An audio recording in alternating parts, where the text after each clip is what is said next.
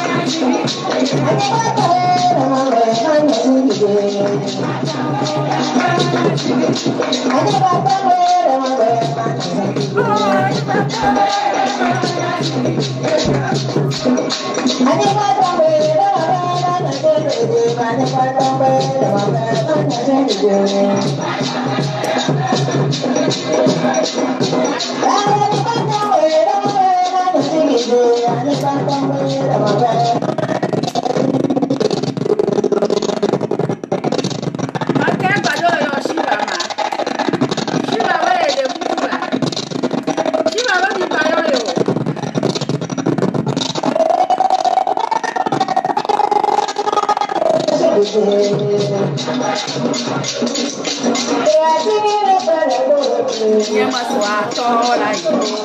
Nyama swagola ye. Toto tiri. Oh, mana nyama swakale wami. Kana tabetenya. Dika betenya re. Ah, nyama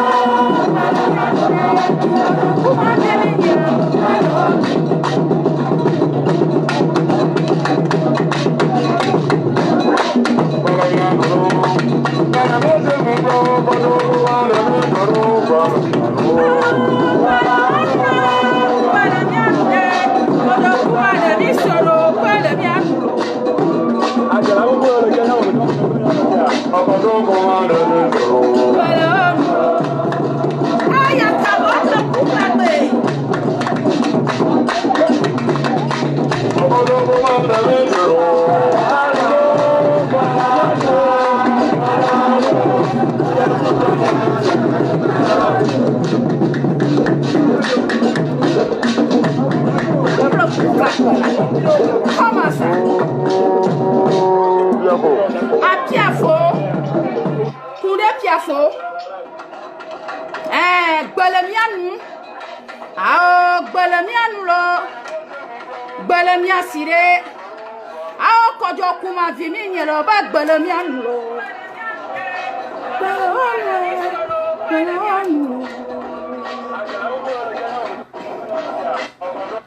Oh, bangre a chiglini kladogbo pe nyamaso atola yilo. Oh, nyamaso agola ye dodon klilia. Oh, surugu chenge a chiglini kladogbo pe we.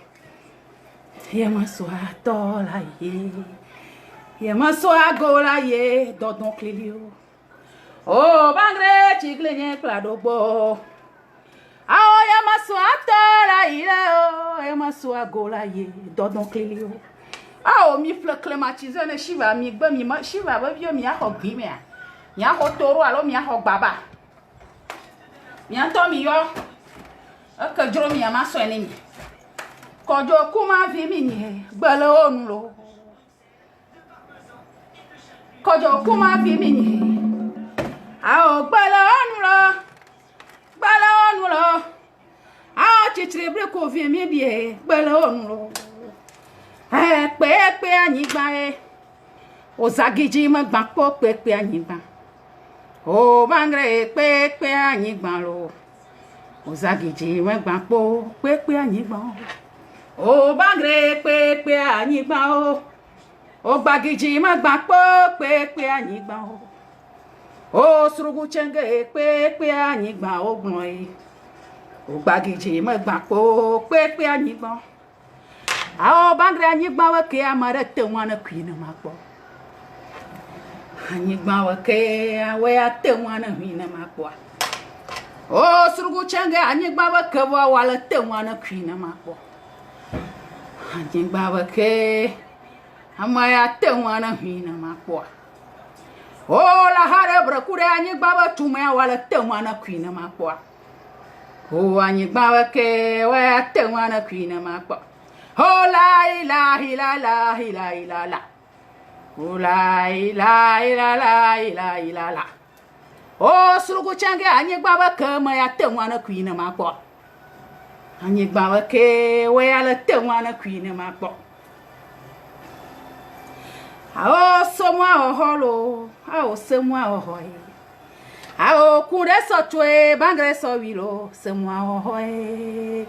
Oh, semwa ohoi. Oh, brakure so twe chenge so yo. Afla kufla pe. O chichrebre ko diamlo. Ha o bangre semwa o holo. Ha o chenge semwa o hoy. Ha o mare so twe kunde so wilo semwa o hoy. Semwa o hoy. Kumani so twe bangre so yo. Ah, telemona wie, telemona yo. Bangre de la dachuma u tolo, telemona wie. Oh, bangre telemona de, Tony ba de hero. Oh, surugu chenge telemona wie, telemona de. Wa de la dachuma u toye, telemona de. How bangre telemon na wiro, telemon na dea. Wa de la da chuma utoi, telemon na wio. Oh bangre telemon na deo, telemon na deo. Wa de la da chuma unya, telemon na wio. How bangre de mi pelo, ba mu de la va jo ba poma no hamana jijai. De mi pe mu de la va jo poma no hamana jijai. Oh bangre poma no hamana jijai. Poma no hamana jijai. Ah. Poma no hamana jijai. Oh bangre poma no hamana jijai. Be mi pelo, ba mu de la va jo ba poma no hamana jijai. De mi pe de la va jo poma no hamana jijai. Kasabro ko diam lo. Poma no hamana jijai. Ah, sruwela nya. Ahokele jiola do akoba gbolo sruwela nya kanga pete ma do akoba gbolo. Poda sruwe ahola jiola do hoba gbesu. Voju kele tanu ba gbela do. Ah, sruwela nya lo. Ahokele jiola do akoba gbolo. Sruwela nya akanga pete ma do akoba gbolo. Mi powa sruwe ahola jiola ma do akoba gbesru. O bangre ho play so maja. O brekunde play so pe. So maja papare more mo ho play so dogo so maja. Ah o bangre gbaja vinya gbazora pe gbolo ba tomo de to so ayalo. Nu jolo. Gbaja vinya gbazora pe gbolo ba demu de to so ayalo. Nu jolo Saba nu joye. Gbogun ajagbo yo me ave etie. Nu jolo. O ho play so maja. O brekunde play so e. So maja, bare more mo magre ho play so dogore more. So maja la. Ah, sruwela nya. Ho la jiwala do ko wegbe sruwelo. Akanga pete ma do ko wegbe. Come on, suwe, hola jiola doko egbe suwe. General caporal de suwe shiva la hala brokure. Ha suwe la nya. Ha hokele jio au shiva babio minaka shiva la. Mino naka shiva. Ha suwe la nya. Hokele jiola do ko egbe suwe lo. Akanga pete ma do akowe gbe sruwe hola jiola do hime gbe so akanga pete ma do na akowe gbo enya kanga la ni emi po wala du na nya ku la ni na nya hone la to sruwe la nya la hokela jiwala do akowe gbe suwe lo bangra akanga pete ma do akowe gbe Pasru hola jiwela do ho wegbesru ya kawo floku flagbo titru broko ojria o general de swe caporal shiva président la hare brekude je suis nommé vojo nommé nyaro mo hokala bo ya manyi frère resi akala shiva pese suwela nyalo hola jiwala do ho begbe sruwelo akanga pete la jo do akowe gbe ha sruwe hola jiwala do ko begbe sru chaba nyaba la ke shiva ba bio mi la caméra je suis fier de vous bangre gbaro ji ma jona mo agbe won de kana mai gbaro ji ma jona mo surugu change gbaro jiye jona elo ya kabo floku flagbe gbaro jiba jona mo agbe wunde kana mai gbaro gbe jiye jona mo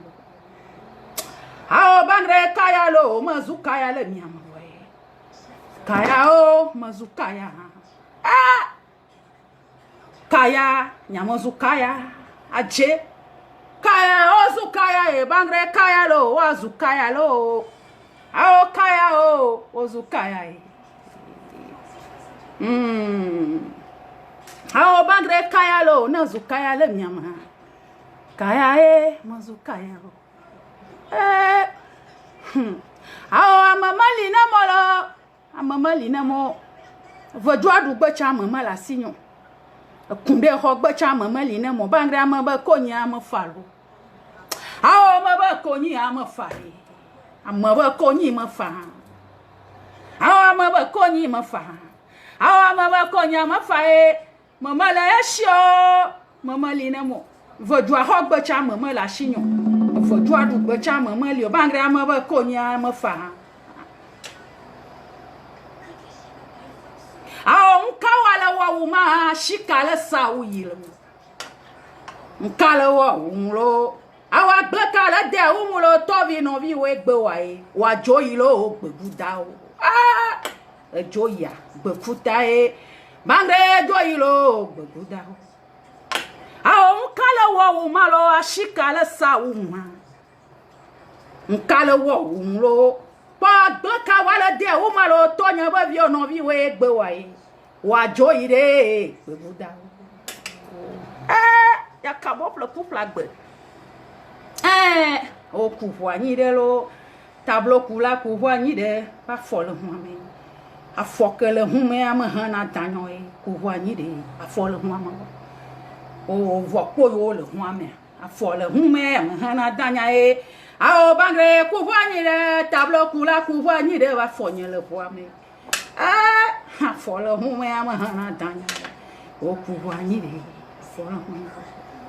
Ao bagra dika o makela do dika akplemilo mi antomi le mi aba pe mo volo kete che makela do dika akplewalo adika o la kela do dika akplewa o bangre mi antomi le mi aba pe mo hekeli do dika akplewo vojo mo dom donemi mo dom dona tonye le chepe anonya ka wo vojo na ma dom doni bona va no hamana a bangre pe mi pelo ba hunde la va jo ba pomo no hamana jijan e de mi pe un ke la va jo pomo no hamana jijan a bangre pomo no hamana jijan lo pomo no hamana jijan o mi je shi jijan pomo ya zana mi jo no ya pomo jijan mo zana lo a pomo no hamana jijan e pomo no hamana jijan e mi pe un ke la va jo ba pomo no hamana jijan lo ni pe nge la bajo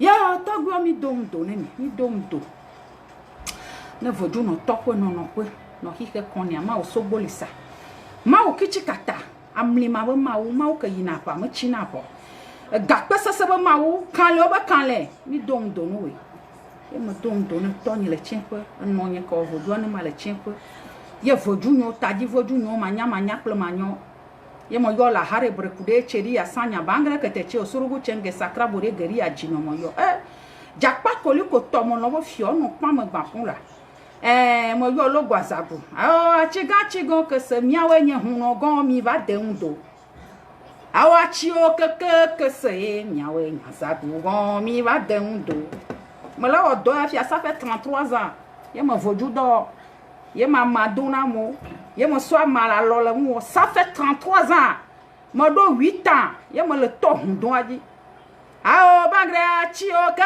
que se miawe nya zagugon mi o mi va de mundo ici vojo mo yo mi e mo yo khebie so mo yo to gbe ni glan mo yo we mo yo ki ko bu chi vie mo yo la afi fo have mo yo la dans l'osso dama dona jono da kobla le blagba toto ma diakla hol sapate to po la gichi kokole jitabo vodu anyi ba dia moto dia mono ama ku san odi zala mi dom dono mi kuchu mi blebolo vi ko mini mi yomi mi lava plomi le kaji ye général caporal dans sou katambiata to mo yo shiva mo yo la chef ou la chef la président la présidente Shiva mo yo na va no hamna mi aklomi ye mo yo Shiva wo bi yo ke le kadia wo tadi vojuo voju manya ma poklon ko voju no komo no to mo no afuma mo yo mo no gbagacha fu mo yo mi Moi, il y a dans chichino là. Ben, l'un pas mal, pas mal, donc, pas mal, d'agban la chichino, t'as là. Un peu là, dans vos ah, roulo, yomi. Me couche, m'oublie, bon, fafan, pour la fin. Y'a ma D'accord, pour watcher. Match fou, match toi. Il me doit bonne chiva, oui, et yo le cam. Et yo va pone après. A me yo le chiva, anti. Chiva, va y dope, non. But I love you. Je vous aime tel je suis. Est-ce que mia mi loma tel je suis? A me debe loma le kem le ani yo. Ni ba prouver na. E Shiva. Mais je suis fier de toi. Be ye lom le kem le. Malgré tout. Be ye lom lo. A me ani yo kale ne yo. Ne ba a confier ne Shiva. Ni a ido aje. Mi le kame. Ah, bangre ne glogo do manwa chiro gomala. Bora jugbama jumachi ya magbemu. Jugbama jumachi ya magbemu. Ah, jugbama jumachi ya magbemu. Bangre ne glogo do manwa chiro tae. Jugbama jumachi ya magbemu. Ne glogo do ya no chiro magbemu. Jugba ya jumachi magbo yo. Nene, ye me dope ne Shiva baby, I love you. Je vous aime, oh, I love you. Me l'homme tel que là, me l'homme y a pas là. Me le risqué à gagner de niata va, me l'homme va risqué à gagner de niata là. Me l'homme là. Mi l'homme, mi me l'homme, Shiva l'homme, d'un sous l'homme. Vodu non l'homme, vodu popo blio l'homme, kunde kusun akle viol l'homme. Holo sakpate di mi omi nani do le film, abaye gba l'homme que. Me l'homme y a nyagbo. Ye me le gbe ha don da de miata akpene mi e nya bo soutien o merci et merci encore Shiva be vion su vio Shiva be ah na ma kpo ma china mo ah o su vi ma kpo ma china mo lo Shiva le kame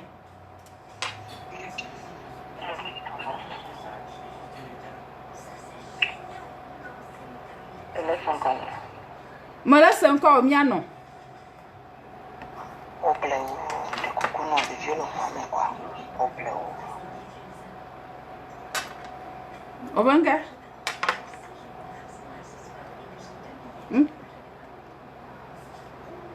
Yo, muse.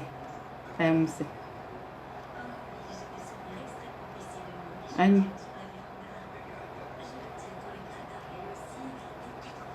Ma o do me le o do la ve no me va nka o me le fia na yo foju de va ne le po ya le po foju ya azano wa e lo la va ko o do me le ta me wi do la va no chini we ya ne shi le funa na shi foju na on to na didi didi vide nani e wa didi na parfum ku pora la si wa na si na didi enyu e izande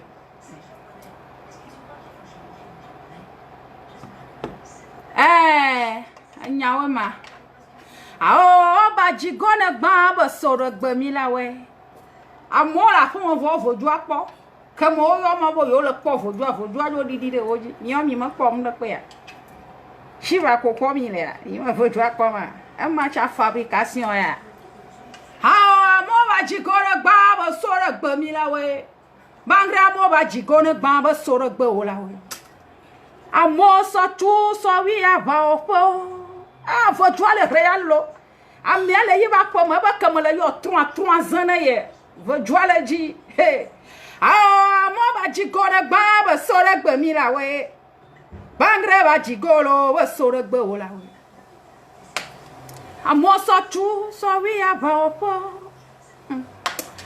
amo so tu so wi ava we akpable unso am vo ku lo soro gba o la we amo ba jigona gba ba soro gba o la we amo ba jigola gba soro gba o la we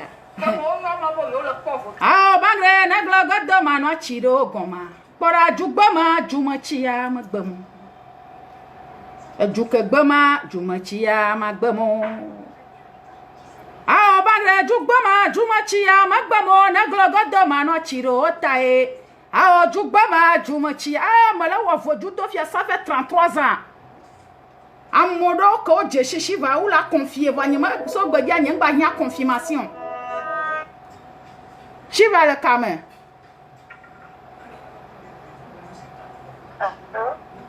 Shiva le kame on le domi blibo. Yo on le do. I love you too. Amen. I love you, Mama. I love you, Shiva. I love you. Ah. I love you, Mama. I I love- love you, Mama Shiva. I love you too. Shiva hoy. Shiva chalon. Shiva holon. Aya, mbe kpemo la shinyo wa homu ya. Kaloma na hoy. Yo. Mo sugbon wa Shiva we yo lo. What aga. Hoy na shira loma.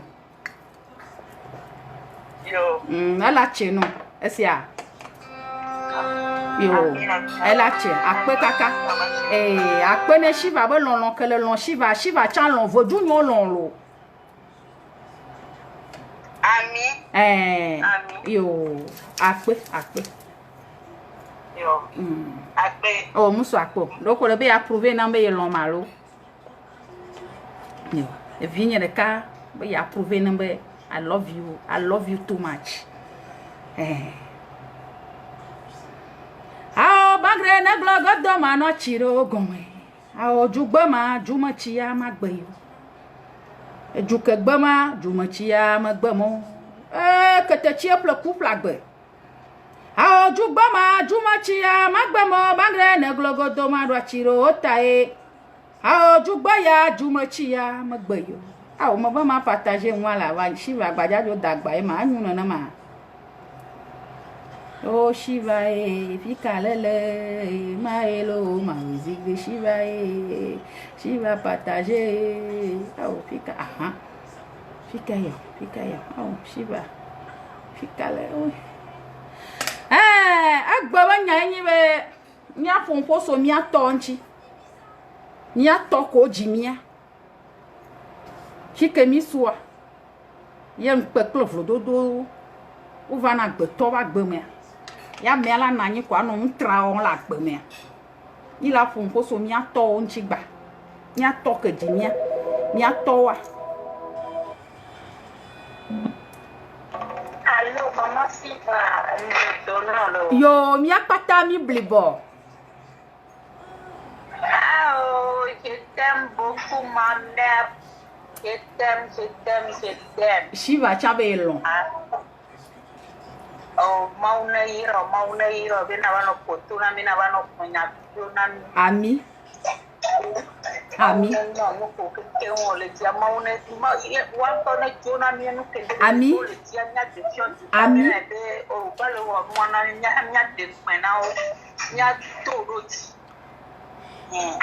Yo, akpe. Akpe. Ami. Ami. Ami. Ami.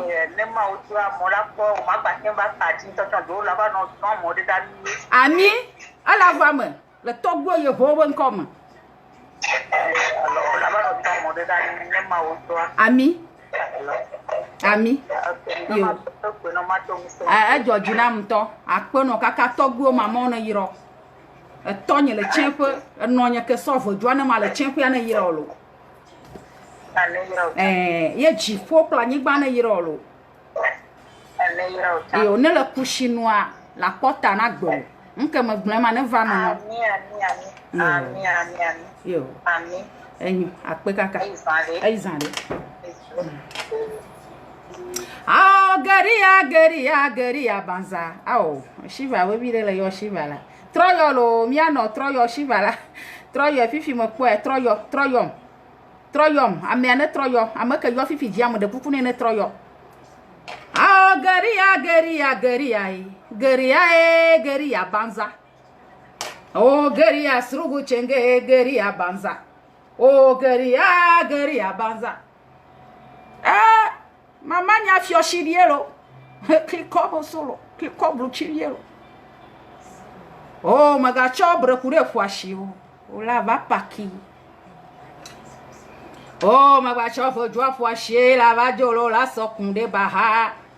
Ola va biamo la jolo la va jolo. Ah, clico ma solo. Clico ma solo. Maman nya cliquelo.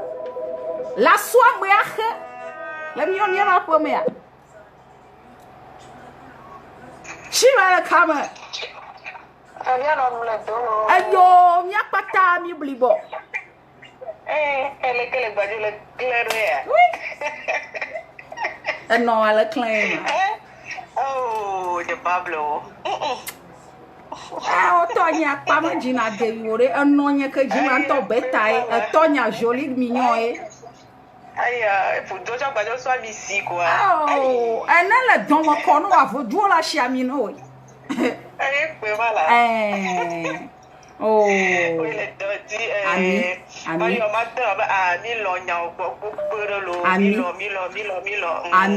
Ami. Yo we le dodi. Akwe. Boy mi le prouver ne chiva ba yelon elo. Akwe. Ah, mi no lo loyale. Ami. Enyo akwe kaka. Yo. Enyo bayi. Ne le kushi nu chale. Nkele le dia la kwe. Ami. Ne le kushi, le robinet mo ne le nu cha. Le togbe mama o ben come ya. O la kwe nko le dia. Elle a che. Yo, akwe kaka. Yo. Eizane. Ami. Bye. Ah, ami ane yo la modèle yo shiva ne yo parce que on do le kama mo gba video tro yo. Maman nya so kliko. Anonya tonya beno. Manya mashi longolo. Maman nya ka jitonya so kliko blu chiwie.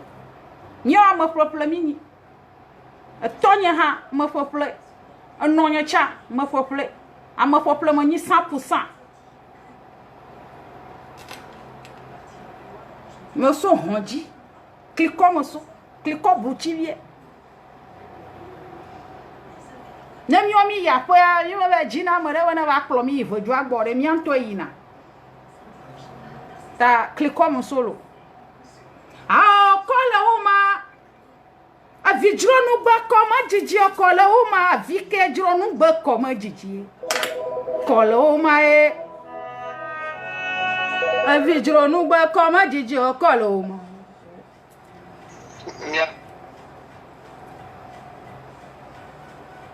Shiva le camelo miato. Shiva le camelo miato. Miano mi foi. Ah mi foi la mu le dolo miato. Ah réseau a jogbe la miato. Ah réseau a. Ayo mu le dolo miato. Allô, maman mu le dolo. Ah mi apata mi blibo. De coucou le direct là. Ah le direct à moi le 5 ans miato. OK. Le cas qu'on ma soeur sino na adonné ne ko tanya ba appliquer. Parce que il y a beaucoup de médias sur le lomea. Et bien ou de coucou no la fiji. Et ma wona visa reto ma wona ka ya ba do mo bu jumi. Do mo we ka o do kwa mi ngona be de ke pen ko ko ngo ba do pe dia ke hena no wa no ate so ne minya duro mo kwa anyo ma de fun ko na ka ne na ba mi anti voa ko mi ba no to pe ji aba de ku na mo iwe ne mi da iwe ne mi ba to ka vojo o mo le nya no wa no ya ko nya mo le ne o lo o ti bo no so tare da 20 ami ai mo nya obo lo wa to bonto la de wa ko deji ami to kure la deji no ami adani la deji no ami to amesiame ko sura deji no ami ahori to ko ala didi da fo ko cha yin viti mali agba ala hey aba mo ko zon di sala ami tu abani abami ami e ma fo post ko yo akpe amubule ka ami Yo miato anyama ko nyama bede ko mi so baba ma onya hanchi ma oto wa chanchi no zare ya. Wanchi nele vo vire. Ma we no ne me vo sujet nya kwa ma oto wa no me de kukulo. Yo akpe. Eyo. Yo amakele ayo Shiva le kame. Allô maman Shiva. Yeah. Agbedono lo. Yo miato. La masse. Ami. Ami. Ami.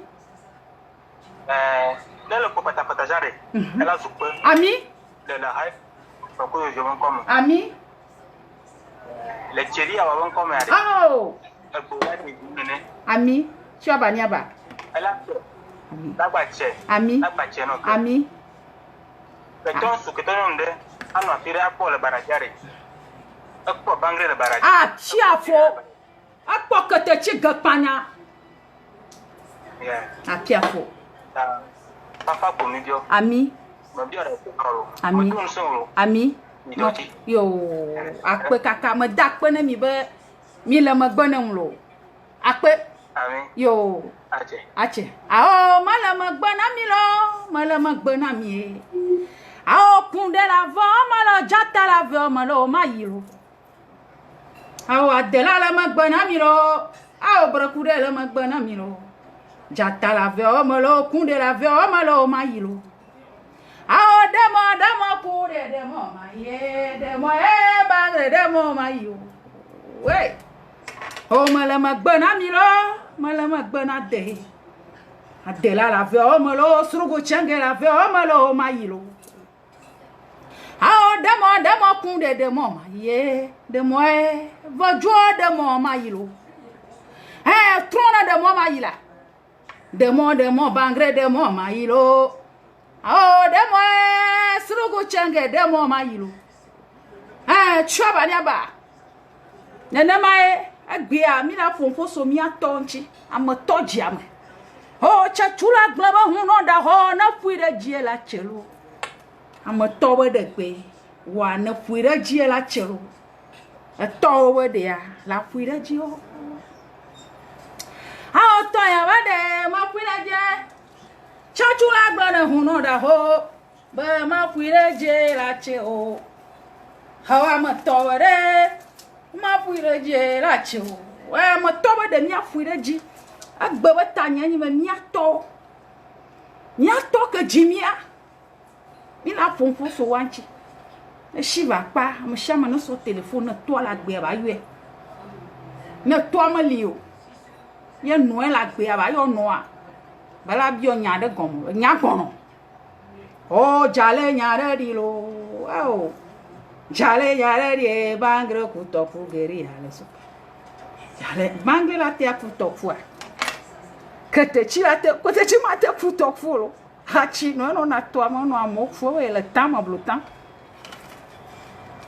agbia nde jona enya ko ma mi atoke yo fifia so nyave abode bo hla mama cha de mo fabriquer be na yo ma amo yo keke yo shivare fabrication ya no ma nyenyi fabrication no nwe be shiva fabriquer yo enya ma vodo so na ngba ma mi ato ba confirmer nyama je shi yo mi ato na tro yo ba no e ma na ma ye won ko a ene te yofa agbia mi la ndo le jo mi le do problème do la gbeme ao bangre sabo kaka wu ya le be mu de kemali apeji mu li la ba peji o wala sabo kaka wu ya le be mu de kemali apeji o de mi do rozo gbeje won ko po aja lo nu wa na yi ko le di re mo na le ngblamo va glona de ya glagiji we nye gbana pe e wo ngblona na gama so glona me la no nde glon kaka adide bi ko la va gban kwa iko gbagiji la kwa ko no lo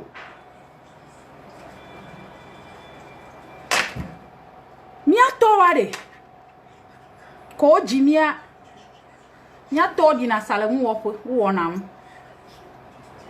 o ma gbon le mi o par exemple na nyaba ye to nyi hunu e kula nyaba ye to ahunu ne no nyi hunu a ikula nyaba ye no nyi hunu bo mi atoro lia wi na church Shiva le kame.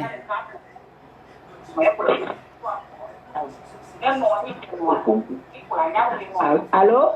Ah, Shiva le kame miano. Allô? Ah, oh, miano Shiva le kame là. Oh, Reine Shiva. Yeah. Mille deux non, mille encouragé. Ami. Mille ngo doménon. Ami. Ami. Miano le kame. Mille ngo doménon, go. Ami. Mille ngo doménon. Ami. Elache. Ah, pour badi nani. Ami. Mille begi pour badi. Elache. Achima de mio kama de mio. Na vodu no ni vodu nya te po vodu ma nya lakpa vodu wa. Ula wa pare mi ata. Ne mi do achi no mi agan, ne mi do wi no mi agan. Vona nya lakpa vodu e ma gba famo. Vona ni vrea. Na do adi ka ba gbelo. Ami. Ela vai me ka godo. Ami. Yo, anyo akpe kaka miano. Yo. Bye. Bye. Ela chenu la gba cheke. Ami. Akpe. Miato ina mu okwe. Be onam no jivia. Ye ndo me le zon no we vie quoi. O ve onam, an to la ivodu fo, avec kantam do we viota. O dina sale tepo ina kaka ina kliko. Ina nogopo. Ina afife. Ina togbegbe havegbo. O ina miato ku miano ina tepo ve onanu le miata ko me gbon ne mi wa. O nko jira mu be mu na nyuno yo we vi na nyuno yo we vi. Yo we vi mojiare mama na yo aduma. Emu nyuno yo we vi ama na yo ma. Ko miano ku miato no sadi le tepo o me gbon na nya de ke ne mi. Evo kafla. Ekun jona da maji. Chana gasu ya kuhoko ngoko wenyi. Ah bagre gasu magba mare mo lonko. O gasu magba mare lo mai. O lonko ku magba mare mo lonko. Ah gasu magba mare o lo mai. E ku magba mare lo eko. O lonko ku magba mare mo.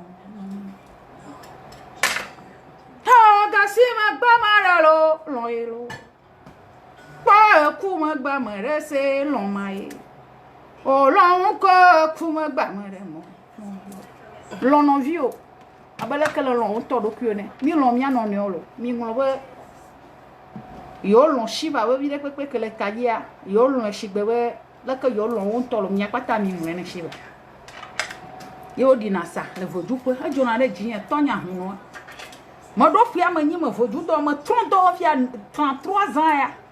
Na si la kalaji.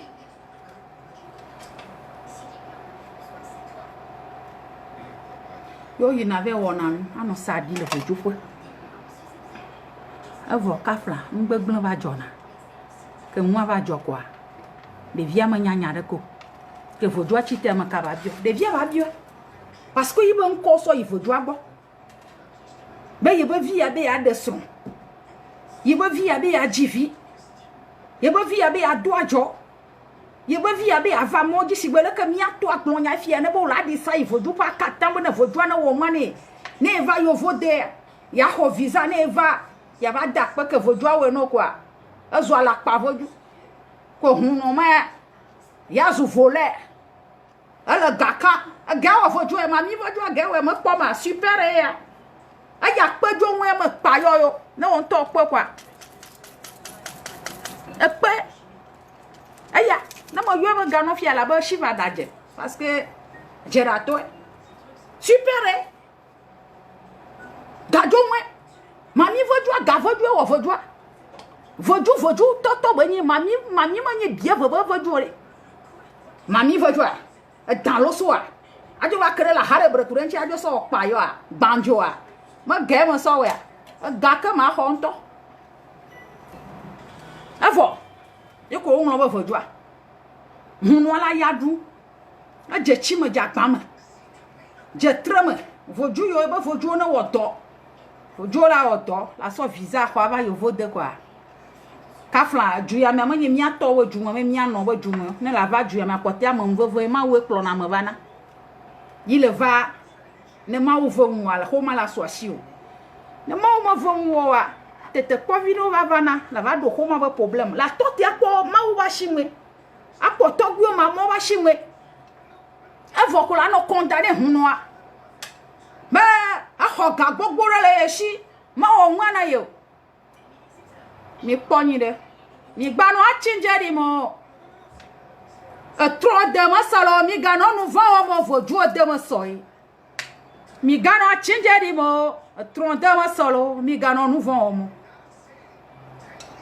mi gano nu va o mo vo ju de mo salo mi gano nu va o mo bangro de mo soi ah mi gbanu nu va o mo vo ju de mo salo mi gano a jeda mo mi gano a jeda mo e tron de mo solo mi gano a jeda mo vo ju de mo soi pora mi gano a jeda mo lo vo ju de mo solo mi gano a jeda mo lo vo ju de mo so mami hu no mo nya bo le kaya di na mami le mo shere no yue e gawo mami nya pa fe que machine na vo ju nya 130 francs me plané ma wona le tre ko ba fona ga vo ju ni va vo ju da vo ju pro mami a gae. C'est la beauté naturelle, beauté. Gavodoué. Ah, gavodoué, vodoué, gavodoué.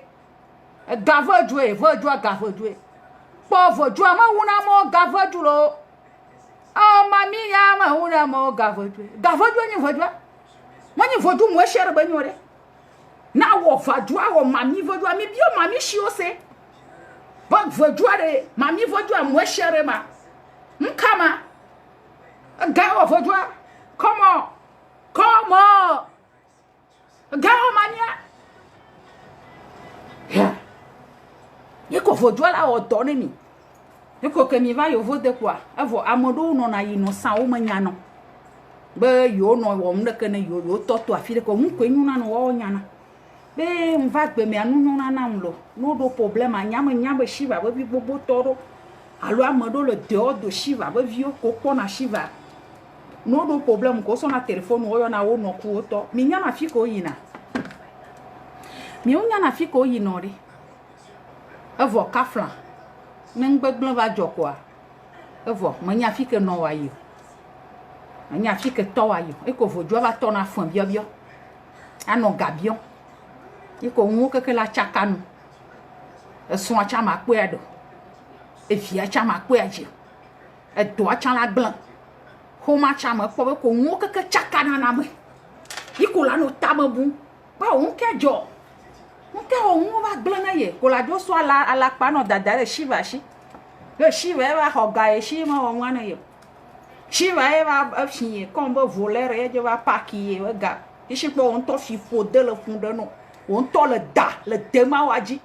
Do me plano. Ajana shi we shiva hoga modo.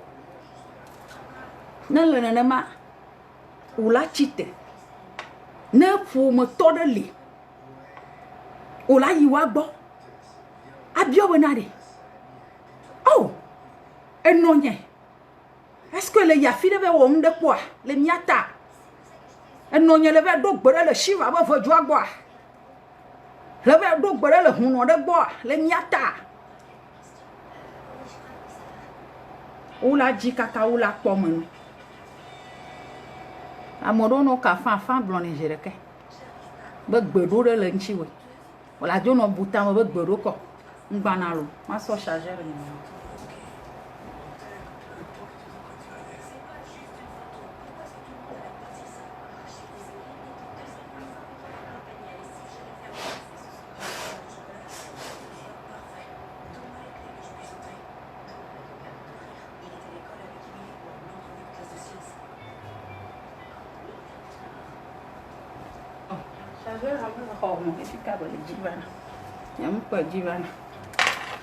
ye ko la juwa tote ava no tama buko ye mu ivo jure pe de fike gbedu ale ko la va no butama wa le na ma ne no la gbe ala yi no wa gbo wala bie be no yen est-ce que y a filé vers dogbe quoi amodoa kembola divia vijiji de na funu quoi ne gamesu quoi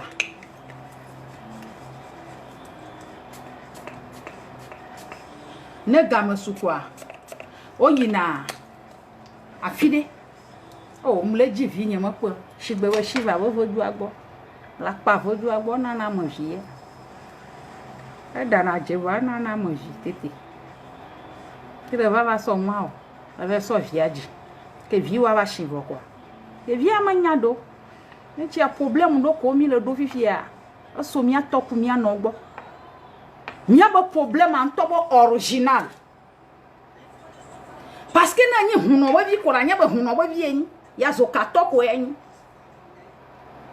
na nyi hu to no nyi mami shi ko nya ba mami shi gavoju wa bi yin kona wa chuo kwa o na chuo akona nlo ma pop fumani ah bagre mu da shi akona ma pop fumani e mu da chuo akona ma pop fumani anyi tonya toma le na mo normali o va voju anyi tonya lo na la chi ma voju nyo la polo mo nya la po ye ko la to ta ma bobo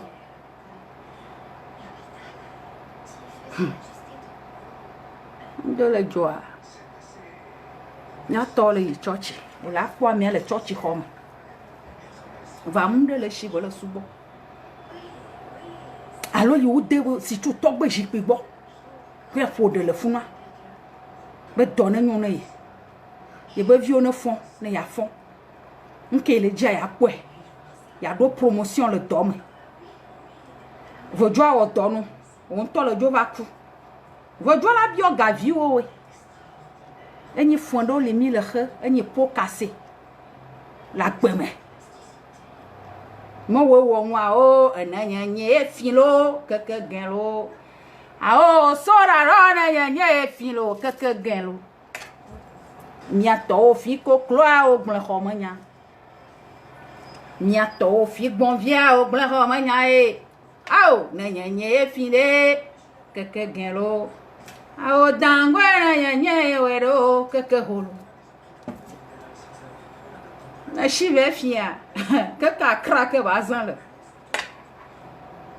nya to fi ko kloa o gble khomanya nya to fi gbon via o gble khomanya e ao na nye we lo keke gen lo o sora lo na nye finde keke gen lo ao nyama sro mura ba zogba trona di lo bangre amapo mure lo zogba vojo no we na ma e nyama pe mure lo ba zogba trona hona o kete che ma po mure vo e zogba vojo na hona ma e o nyama so mure lo ba zogba trona di lo bangre amapo mure lo la ha bangre nyama nanyi de jiolo zogba akewelo how I am a bomb the lover, Zogba Trona di lo bangre, I'm a bomb the boy. Zogba for Jonah Honamae. Oh, I jora solo over Zogba Trona di lo. Avo Towewe or one over a tomate woody. A no matter woman, no echo or yellow, but woman, you know, ye wavy charity.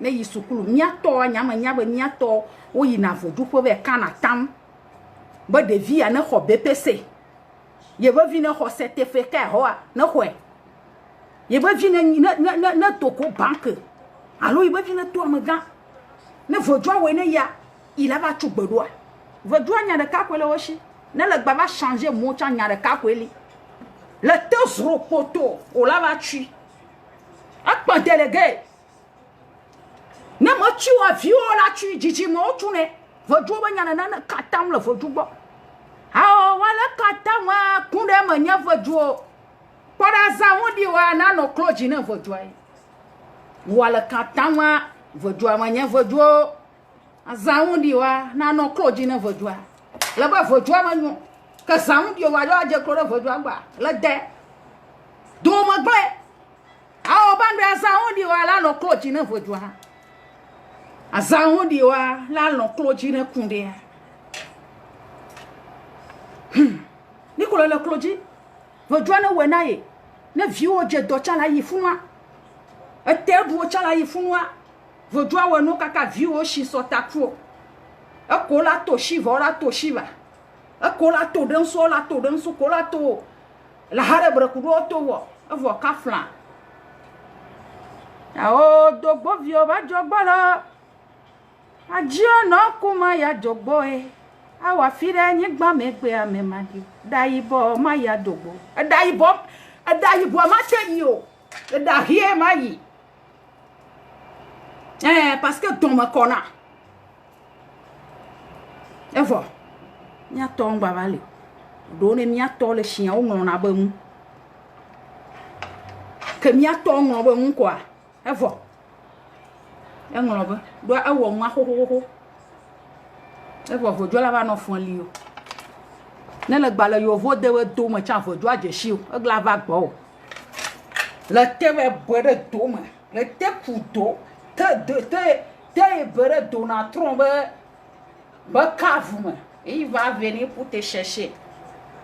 Et il y a un si à quand le dit. Ah, quand le dit, là où est non, là quand le vodou n'a dit, ben la dîner. Parce que moi, j'ai le valeur de mon vodou. Vodou n'a pas qualité, moi, j'ai. Je connais à qui je suis. Tiens, pas ma soeur, porter à Bosé. Porter à Oué. Et n'y porter. Vodou n'a pas dit, avant qu'on montre que la diacoudou non. Il avait totalement bobo. Owe ya lebo jire church ma.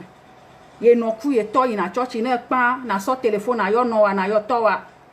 E no nye. Nyambe mi le church me. Nka mi subo san. Voju ka me mi no san. Ke ngbe ba tro jimi. No ala to we tashi nu anyigba jiwe nu to no wa be. Na mo jiwe ya gbon le gbo na to nya wo ne na no jure. Kono wala to nyate kono vano ve so telephone no nye ao ajera tore le fi one ve shiva baba daje na mi gbe akaka we mi abio we fi ko yi ma no abo cho potashi foki ma gbo mo ma jera to yi wa lo vi plum to mo fo ni na ma ye be aye gbo ko do mo gbon no ko wo no jirete kuno wa no nye vojuko subo na kengbe jimo etonye vojuko subo na kengbe jimo kemi npo ina cho amere pe mala nyi gbe jiwe ma je kro lo nde ke gbo kolo ya na si akan je kama wo ji ala yama ba nyi gbaje ala we po afi wa ba to no be ye ngba le mma ma e tro jima ko to wa to nya wo ne na fu adamane ala to vérité no la be vinye mo nu ya kpo ba yiwa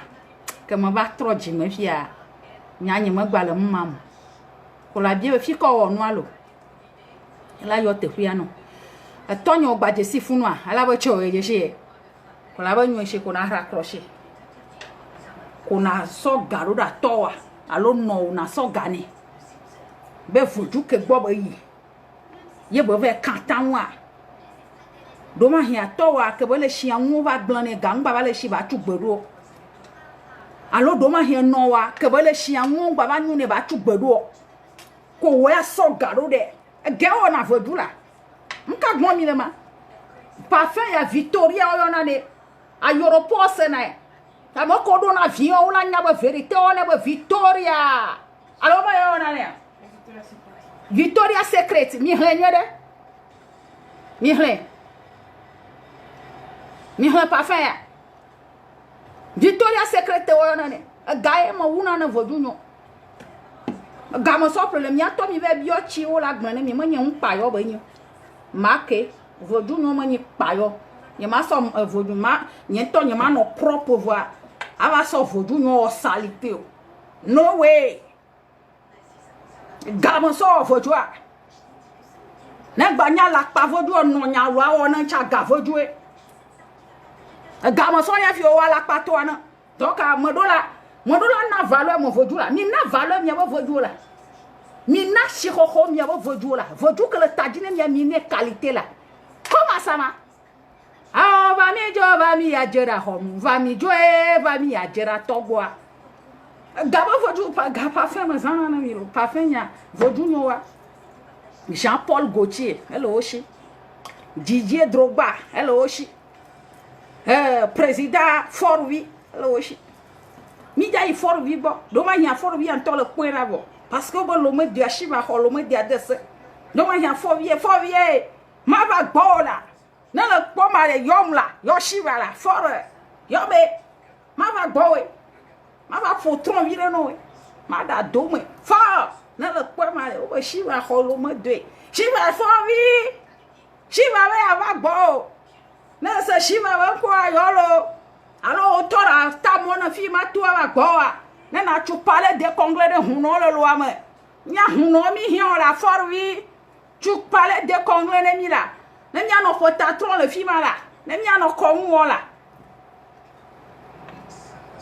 aga o vodu no aga pa fe lo shi ye machine no dangba do plono fi ankeke tone be amu oh n'a pas qui est mon chino ni so azan mais ro va qui sina kaka il me plo so vous fête de père année nous n'aura pas fait de l'amour alors maman amour ya amour il me plo 110 francs il me plaît so cadeau ni m'ke o vo ma o cadeau non m'ke o ya ma ala we na me na va bonya parce que vo nous le chaîne me po be 1 million la te o donc ma te o iko ma ho la chi o a te pan délégué la taille file papa a minuit me po we la suna mu yo ma prendre vo parce que vo nous le cher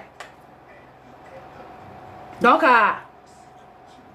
vo me gbagba yo si tu veux mamie le dans là que c'est mamie to me vo ma ga vo a chomba nu no da de suna mo mi nko na wa alors mi so be mi nya fu ku so plo wa mi nko na wa yeah na yo to ku no wa tonye enyom se nya be ifi anko be nu ngba nyo alo to wa la be nya bo le yi church wa no lo ma nya bo lo mi ti oji ato na no wa to wa na ma nya bo lo e oji echi a ebe ya so gani na ba ve tugbodo ne ye ne cha ya kwa gbe ba chi ne nkele ji na ba su eshi tutu gba to wa la gbe ne gbe angba gbon nya re ko na wo 2 jours ala gba yo eke awe papa quoi situation que maman là juya maman va pour guérir chez chive ne va juya ma fia pour via der ma le bore que chamu la fifi ya ke glo ko ya va fifi le Facebook ji la bore na ma jiwa ya va fifi chez chive ro wa jagwa na yo to ku no wa emi wa ma jiji wa la do afia nya lo ko la va souvre na mi aso ton aso ne quoi combien no boni le Facebook a dit aka mo ko franc combien barrière combien binchi amya mo ko nyi mbaro no ka no 3 jours ko la yue e tonye no nyi nglonya le no fifia mnyabo le ma ou me mnyabo khose 100% va kwa gbenyera regarde ma ridicule ko fi fo de pla dada nyeda e nu trama ko wona ye ma wona unshi we je na gbe toji onla be nkwe e ona ye ma poson cha ya do ye ma po vi aji gbeji ke va manu ne yo tonye pomda na lo ma le yi cha le yi no wa ku to wa gbo afunfun ne na fan vine na mla ni zame la buta ma la be oh ye be bi so nya de va ye boy ya chite ya yi agbo era de kukuru yen ma wa alayi ave tugbedoa be tugbedoa gbo kwa la popo fafan la va ko mo no enya na la dina sale huno chanji awo nwa le fia kele we le kojogboa kele va yi komla gbo la etu ne be o ya le kojogboa awo le ke va kojo ma yo bo ne ba o le gbo lo o to e va kojo agbo me kojo na wo ne ke kojo we no ko le ba jo yi komla gbo que le dzo le kɔm la gbɔ la sɔ kɔm la be nya va sɔ to ne kɔdzo de kɔm la gba kɔm la o ɖeka gba sɔ kɔm la to agblɔ ne kɔdzo ko dome la gblɔ ne wo ya le da eme ko la kpɔ be fafa la va ne le wɔ ŋutsa la kpɔ ta ne vɔ ne vedu be gbe ɖo le ŋuti wa ne va shiva gbɔ tsa ne sɔ 20 millions ne tsa ne shiva wɔ mɔ tsa me dza di parce que vedu ɖe li sã elle réclamation me elle réclamer réclamation totale et on a ne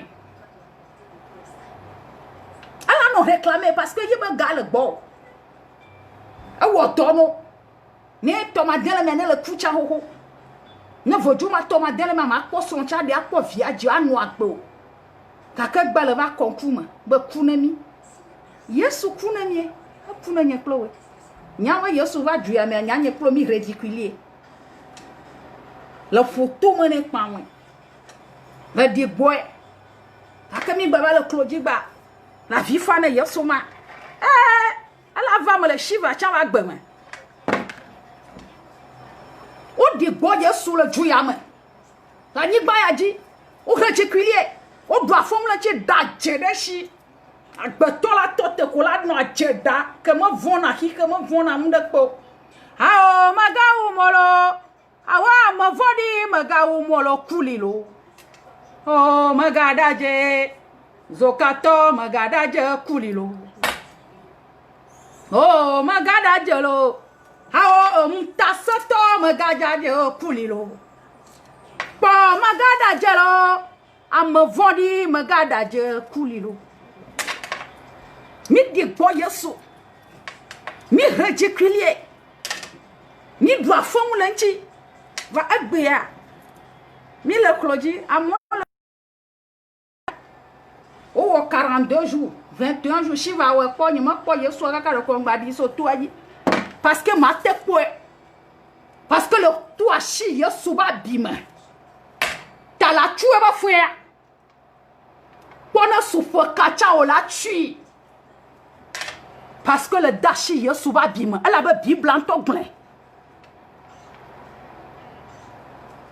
be tu paye ici ne wɔ fɔea o la tui ne wɔ nyuie tsa o la tui donc le dashi yesu va bi me le ƒomawo be gatakpe le dukɔe donc ase le xixia ŋuti ese le anyigba dzi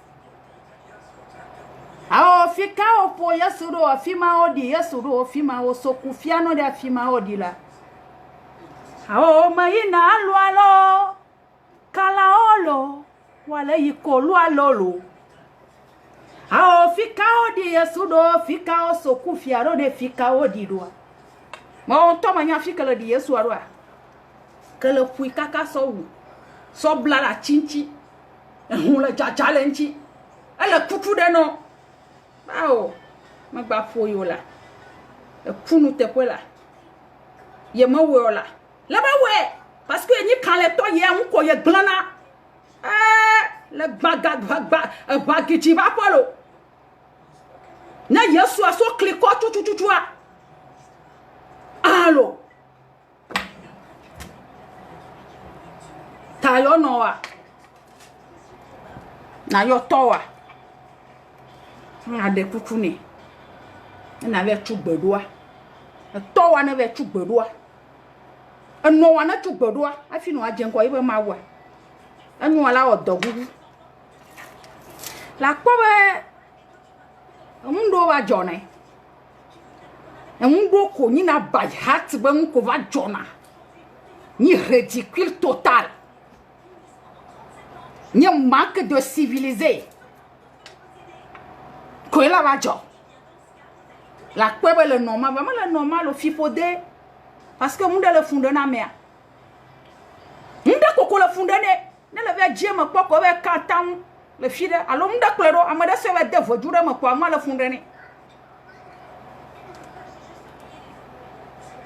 ko la kpebe ne me nyo kwa ke se ba me ke zun ya me vun wa me ke ko ya helu ne lo ke se ba wa me ke zun ya me vun yo wa me ke wa ke wa yo a peut-être nyao be le toé ona pakie ona foto e maelo ona wezigia kasema makazuya mava makakoya ayavaye ta mien baba dakpore jimia sto mia troso ta hwe mi da shi ne kiki na dropom di da shi ne kiki na chite ba wa ba na nyi gbajile chuchuchu yele la zuya ma la zuya da shi nyi gba na dropom lo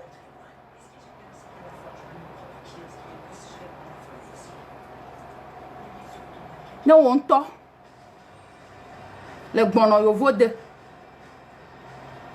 ye le di visa kaka mo po visa la chi gele le kakaso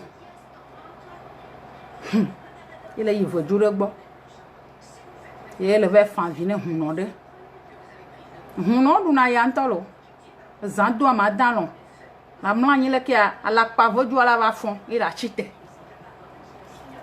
ano don kaka huno ala no ya ma dure ta kaka ke mu va nyuno ko la to ne be huno ma foki we voju ala pa voju e we hoga gbogbo ishita ye mo jabe chugbodo la gbon do me nchi am de kuku na shiva be bio na shiva be bi de le kaya ma ke yen tonya be ye yi huno de gbo be won ye yi voju re po be katan na so telephone na shiva pa ba yo e ya ma nyin pon ehun lo be va soa magnifique ba yo allo onya huno ba vira pa malio ya ba me le ke ya le vichukiro ya voju amate wo voju ma kwana mo ba bote don me ple fi ye voju kwana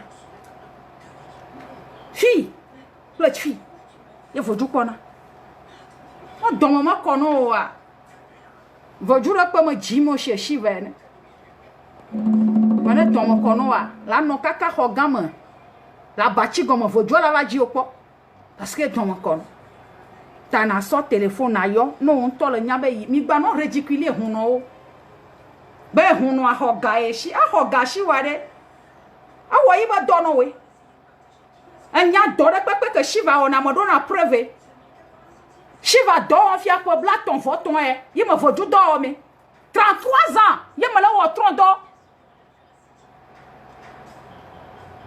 nyanya kwa tonya no na mashi kwa mo na mashi ye wala la nka la bagno nya kana shiva comment ça beka gbabo kokoli le nya jadroa beka gba kokoli le nya le je shiva dure wala dunda kwa voju kwa ba voju mo dun le jiwa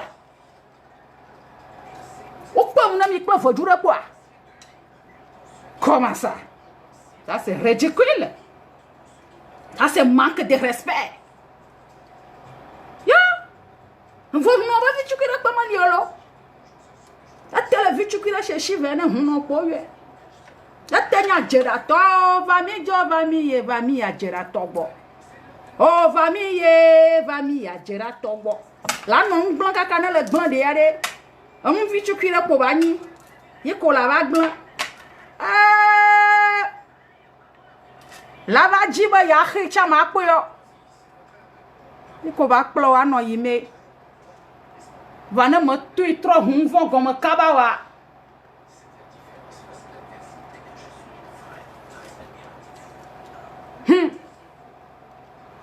Ne amade le shiva be vieux doma. Me prendre un risque de shiva be vieux ta. Que me tro y voju nyo bo anya ma imaginer ba ma va totere moyaji agbon voju be nya. De que mi je 2020 am chanya ma kudro nya ma po. Qui a bien me va tot le fia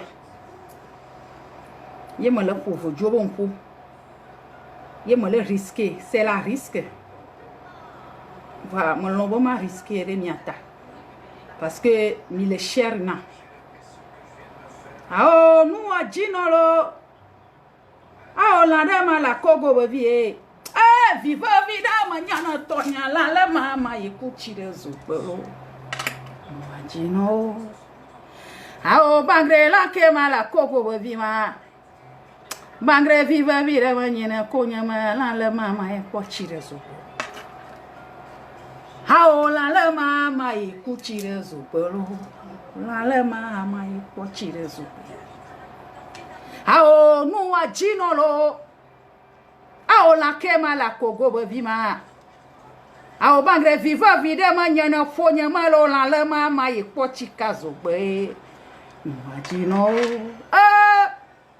Tonya kura sheji haba o goma do yakalo enue o ma dogolo tonya kunde goma do yakai o bra kunde nue o ma dogo au goma do yakao au nue o ma dogo au surugu chenge goma do yakai o nue o ma dogo au goma do yakai nue o ma dogo le douveau-joie quoi le soir de ton kunde allo mabio de le chiva blanc ya douveau-joie allo bozele ni atira to on to le nya ba douveau-joie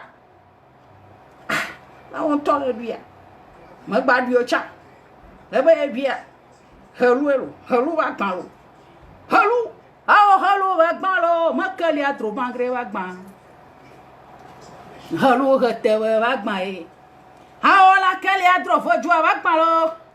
Poda do nya do vona nenu ikoma popo do sinai. O brekunde wa gba o. La kele adro chenge wa gba o. Nka ma popo shinanero. Nka ma popo wa. O vona ne. Parce que ba yam ko e gana ngla gama so la glon. O wonu glala.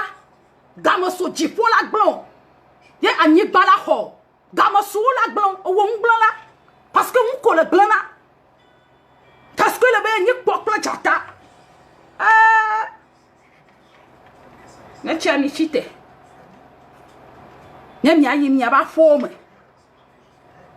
mi aba demoji avagu amde jo fona mare ne mi hunu agbo ba wo nwa ne mi anto mi va aba no afifa bo no we ne ye no we no vokola ve no ridicule hu no ma fi po de bani aya me ma tue ba fon la vola ni gbaji o parce que hu no ye hu no vi le pa ma la ni gbaji o na gba ni ataku ku ile kele ho mo de cha ye ba kushi le nuru e chance vo jouer ala do e ba gbenu wa gbe va gbo ko la we ke we no kwa na respecter amo yo yi na hu no gbo ne huna o nwa no la ba yo ma tufen wa ne mi do mi ba huna o le lome le kopo me le yo voder le Europe ba jomia mi so téléphone mi ayo huna o kaba ne mi a confesser mi ba nouveau ne mi katam le wa gba mi a tugbedo a na gbamo ne ba fo na mi vo ne mi ba ya manyi huna de ma chérie ya vojuro pe mo la khomani se shiva ya la pada menia vojo bia na hon wa gbe to no vojo ya bia hon mo china o ma bia wa bia na shiva se ya bia hon o na o we do bon pour éviter le dégât mi la yi huno mi wa huno ogbo ne mi gbagbe mu le ogbo gba sun o cha mi do la yi e mi a tufen parce que vojo to mo nya wono ne gba nya takuku de kela mi ashi atenye zoka chibo kwi de ka gabo so sa zoka mi so zoka nya sana zoka ba nya sano kwi de ka cha zoka wa taku do hobode yiko ba je sura bi kon ko ka ba wala ka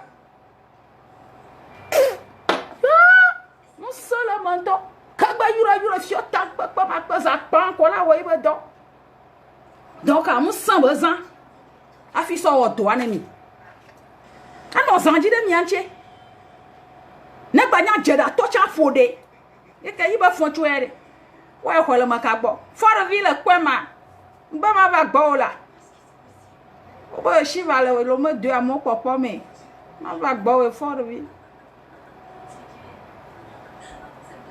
e cha muke e cha for vimbo on a tout parler de conglais ne huno de ba foju ko ila chu amure jibe c'est le vaudou de Togo. Il a tsunami. Parce que ma besoin, ma forvi au poil la te wena. parce que Shiva ni moins que rien gamme le Shiva chio. Voleur, va manyaba we attend que mon président n'y m'a te volé ou. Bon manyaba la tête pour l'enchinya. Shiva ben aller fort vivre de coucou là. Fort Shiva de coucou bonne tout parler de conglé na là. Le lome là. Na ngode ji là. Ba huno to ya là. Ne mi va lome mi va no zandron fima là. Ne huno de pepe que chite les rope yi lome ade. Ala no potatron le fima là. Ne huno de pepe que le Togo ni bandiare. Mina no do une fois par an, alors 2 fois par an, mina no y parler mala no trop potano vodio là. Faut vivre manyabe quand les musuele ni manyabe na jire la chio. Que le senam, manyabe ne le ciel la wena. Va manyabe la wena mlo. Elle va. Nya to for villa tout parler de conglais. Elle a tué non pata. Ni voilà ni mia ha mia be dignité, mia be fierté. Ennemi yare, ye gamme soirée. Yo la passé mi le télé là, chibelo ko passé na mo le télé là. Ba Togo, ba parler de conglais ya. Ye mia huno pata mi la ve do tema le funa huno de pepe na gamme so mia pata. Yo vo de le file pepe le la va. Ye mi la do tema le hoko la tune mi am. Ye ne mi ha mi chiti yare. Mi na ba mi ha mi do parler de conglais le Togo, va ma nya ba mi to la we ne mi. Parce que allons à Shiva ba nyabo ta ma nyaba la we ta na situation mal jiwa ma ba butamu ma ba chaka we gbe so téléphone anya npan vi nyo npan ga npan vi adon ye gble e ba npan vi nyo npan ga so téléphone wa po na troto nya te po va on to mo troto nya o so fo na to nya o ke mi fi ma o mo photo mo na o ha do kwa gble o photo mo le ye daje o nya ma fa va na ma wa on to la kwa anya ke shi va le gble ma aba so téléphone ayo hu no wa na bala kuchi ma cha yue ba huno ma reconnaître ba le wo fojuna alors ma va katam le foju wa gbo ma va jua ma nyuna mo anya na foju wa tam le gbo am de pe ma nyuno le te di ça le pasteur de pepe gbo le te di ça va Shiva gbo le te yi densu la hare breku de foju pata gbo ate yi me de pepe huno ate sam de pepe la ala welo ala wo do va ma wo le chi de ko ngala ba tro blanc ama quoi na gbedo le do a ha chupa na ka le fojuro bo chan ve tui na gbe mo ba fo no na po mo na to nke ji le le na la pe voina ma we o le jo le kan le nya han ma kan le nya la va hon lo a o kan le ma la po mo gbeji ba la bangra musu ma la po mo ba gbeji ba le mi po ama ke lo Shiva ma zana pa yo Victoria aéroport quand les malapama gbaji welo musuba la poma gbaji welo musoro na fo ba no tu dama dogo yi moje doje na le tue na no dame quand les malapama gbaji welo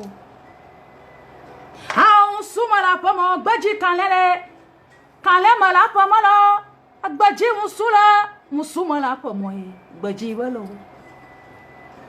ahore tore mafia lolo sewalo nyemanya fika ma droit malo sewa nyemanya fika je ma droit o sewa bagre ahore tore mafia lolo sewalo nyemanya fika lo la droit malo sewa ahore to mafia na lo na nya horo to ma tia so alofion ahoro to na nanyi po Shiva ya vovon mene Shiva ya roko vovon na ma shawa nya wa Shiva vona ahoro to ma fiona lo ahoro to ke fiona lo a jera to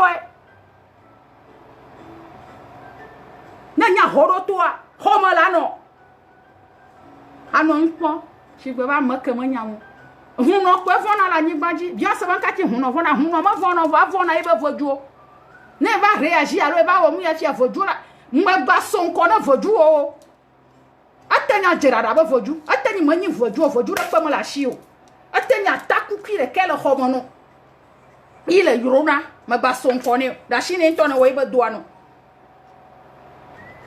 echia mi atore yo ma wo nyavo e kala hu shi ba vio no yo lo e ka hu ne amade be ya planya te yo fa shi ba be mi la yo mi anoku mi ato fike yo do gbedo ko jimi foju ke gbo ya fi jimi amodo le onye dakpaya amodo bo foju adakpaya voi dakpaya ma ke ba yo vote ke ba jificha de bia dakpaya o do la o ko mo fi aflota na de bia akan kuma ba ko gba ke le gbeji o gbe dogo kwa bo o te flota ni fa mo ka ke le gbon ne cha ma de kuku na mi shi ba mi anyi mi aje shi mi abo josoko fi ke mi soa voju ka mi atoku mi ano subo po kan gbe ba trojimo alo kan gbe ku parce que nyama le fia me dona gbeda ba mu na nyuna jijinyemo shi ba ba vi o pataka subu na shi ba mu na nyuno ama quoi donc mi anoko jimi cha wona la même chose le church ho me fia ajino kana tona na mawu mo fo adame no benele wo mu ya na vinya ma so gale ke ma ba dakpe no we aya nko na ne voso na ni alo ha jera da ya no ha zo ajera to a alo to a cha jebeda alo to a fiancien alo no ha fiancien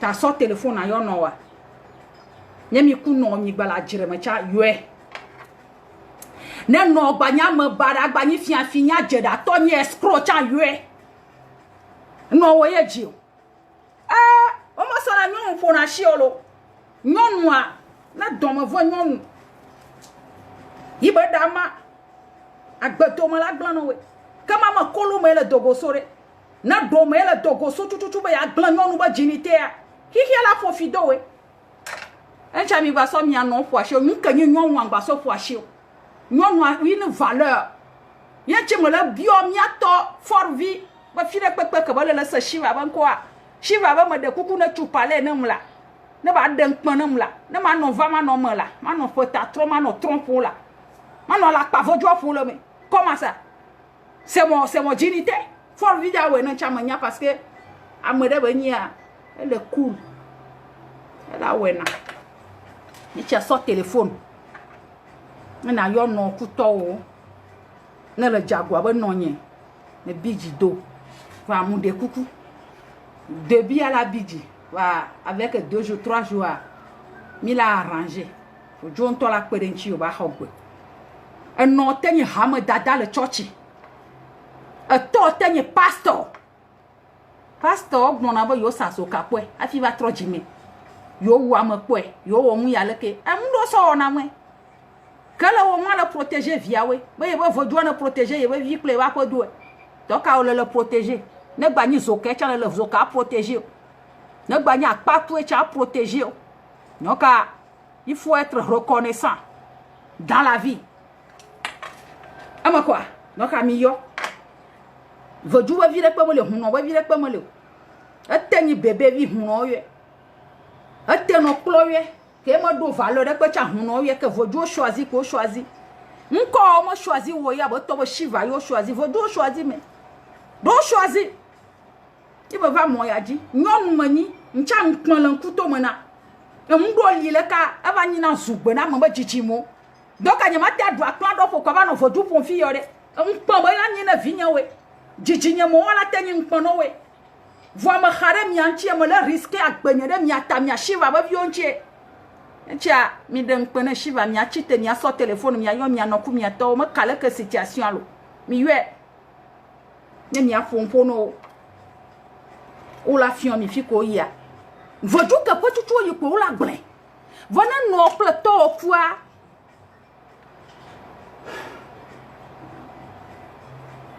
o yo na moto o la yo le khogbo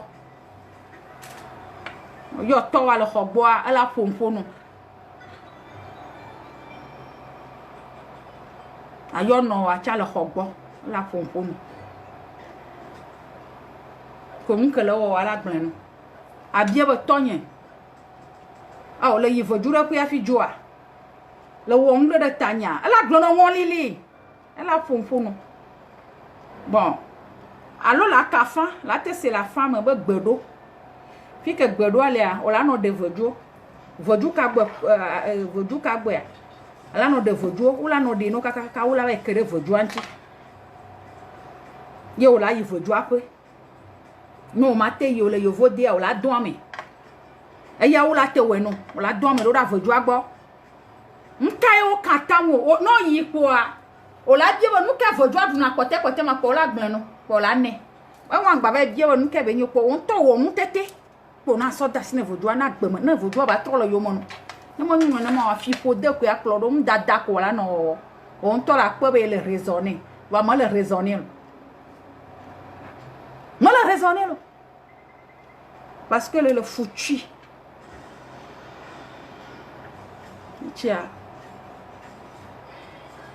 ao kojo kumanya dela galo so chula bolo fika moye o chitribri kunya dela galo so ira bolo fika la oyi ao fika moye fika de oyi ao fika moye fika la oye kojo kumanya dela gale so ira bolo fika moye o chitribri kunya dela galo so ira bolo fika moye fika moye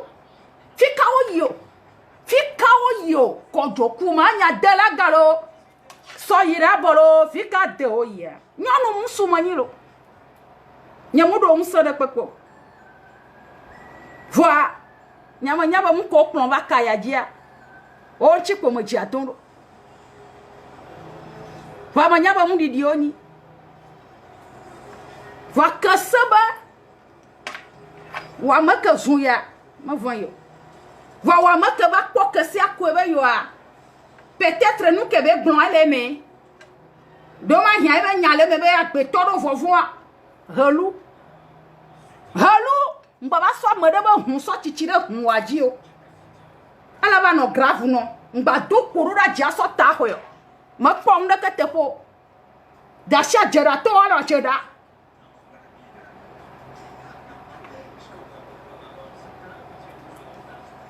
kale na me de la te ne le lo ne be no me apo alo towe alo no alo fo me de we ke me sem de pe gon mo a ne nyane la shiwa la yo bon ne shiwa fabriquer na me de amiane te na yiwon kofa va ne me le mo cha on s'en fout. Je connais ma valeur. Je connais à qui je suis. Je connais ma dignité. Et je connais les valeurs de mon vaudou. Je suis fier de moi. Malgré tout, le ridicule, je suis fier de mon ridicule. Donc, il y a une facilité. Tâche n'est pas beau. Yo noa yo toa ma kutende pepo ala to nya wono be ye we alo no won to we katan le vodu agbo ile ba do mdelia vodu la wo to no ko la so be na pastor ba ye tro chima ga ke vodu na wa aso e na muolia ano fufule na pastor la te tu doso sri doso sire ho mais na ngule ne shiva onke gno shiva le bona modele nglo foutez re mi a bloqué agbe shiva degbe agba me na gbe shiva be vio nyami po ba modele nglo foutez ne shiva kwa parce que ka mi atoe vojo be ka donc a mi shiva be vio be kai mi do droit ke na modele ba nglo foutez a mi a te débarrasser ne mo nyunu na ina ka parti. Est-ce que vous avez compris ce que j'ai dit? D'accord. Donc, apprends ou bien à laisser. Shiva me forcer à me répondre. Bon, ne va se Shiva. Wa nyaka vous do ma blanc ko blanc mal. Yi ko mano blanc. Yi ko mano blanc kaka kaka na vojo to no ba nyangba ba mo aji wa nyama vo va ta ko ma de gbe wa ah bagre polo mba ma jihad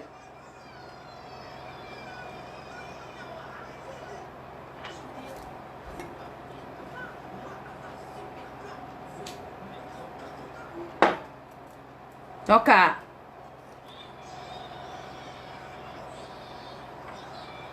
nene le di on to apo bonera ayi fi que le ve do gbe ala bon na mala ji valeur ba nke wa na ma de wo faux profit ba le ko shiva ke mi po faux profit de ke mi npo le no ma ko wa mi signaler egbe ma na mi gbe e ma prouver na ma de so faux profit ba shiva ba kaji que mi faux profit que mi npo e ko le no aji o mi signaler ne mi adejo parce que mi yama do droit les filles parce que ajera to ba kaje déléquent ba kaje donc à moi yo kwata les filles ou accepter shiva tenir fian yo aklero fa donc on a faux profit de va fille quoi mi ma je quoi allez il faut débarrasser.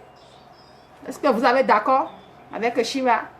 Il est d'accord mi ngulena ba Shiva yo le d'accord apprend ou bien à laisser donc Shiva be ao nyama fada katolo akogovinyolo ao domana kona milo nyama ju domana kona milo dema va nyama va nyama fada katolo kogovinyolo domana kona milo ma va nyonchi ma va ao bangre pe anjima o bagiji ma gba po pe anjima o surugu chenge pe anyigba o ploye o bagiji magba po pe anyigba o bangre pe anyigba o bagiji magba po pe anyigba ah bangre pe anyigba o ploye o bagiji magba po pe anyigba o surugu chenge pe anyigba o bagiji magba po pe anyigba o pe anyigba zagiji agba ke o bangra anyigba ba chume wala tewa na queen ma po anyigba ba te wala tewa na queen na te anyigba ba chumo ko queen na la te akwa anyigba ba chume o mo so na mo sha mo po na shi olo la poba mo fleke ke le putu ko e cha ate fleke ki atua que qui est la cordjani parce que vous pas ta manya ma chama donné manya ma chama donné vous pas ta manya ma chama donné ou ba cordjo fleke ke ko e cha ate fleke ki ah manya ka cordjo agbon ne ba ma wa fi o so gane fleke ko re e mo ne ba mbia tia Shiva be de kuku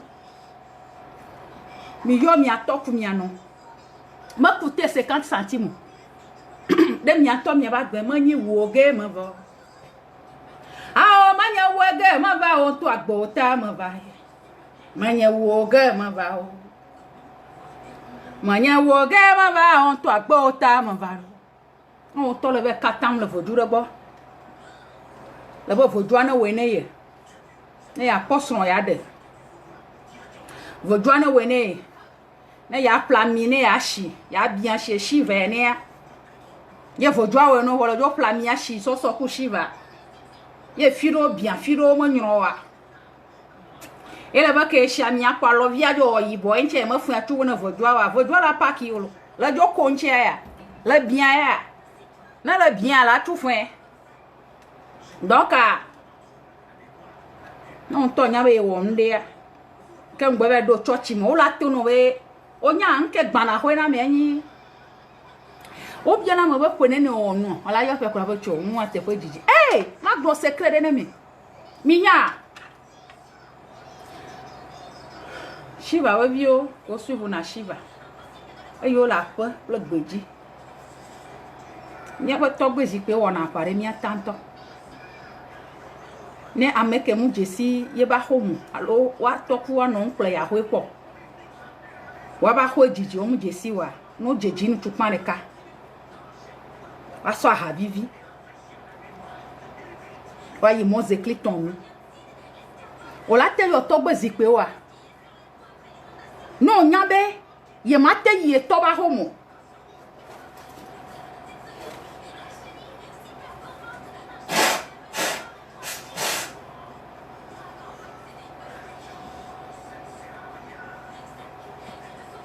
nyabe ye toba homea ye mate yo kwa me munyona yo nye yi fifia nyake so ye ola teve glanya na ya ajeji ntu kmareka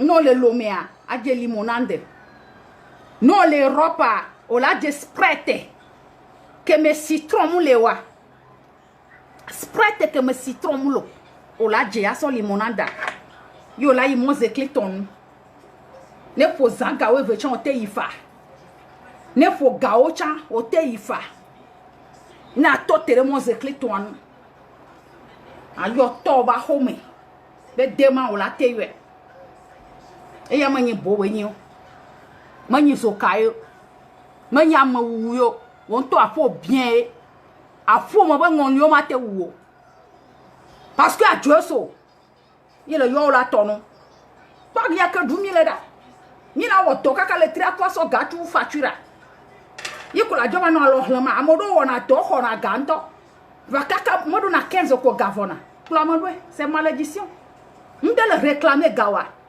amodo li agama no na tera lo meno wonya na nka chuchu na plego ka gavona ndele réclamer gawa yo la so ha chupama ola yi mo ze cliton nyuna wadi ane we ne manyuna mo rangba we manye force yo e de shiva kana mfia ma fonto cha mi tuna ni agbadu arejikili epe a comment ça ya gamo so na vodu ka ni fatama no on to le wo vodu na mo fata c'est ton affaire shiva to manye fato gae ne va shiva gbo shiva po 2000 francs euros et la te ho la shio afi ya wo nwa no wa yiko shiva la ho ama yi mo fo de pe mo li amere pe la chu ola yi hun no de gbo